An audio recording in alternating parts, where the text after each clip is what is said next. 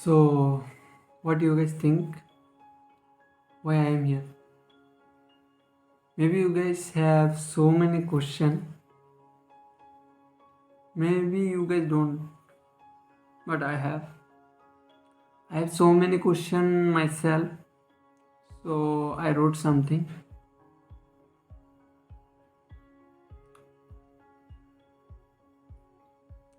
I fall in love with nature, but there is so many restriction.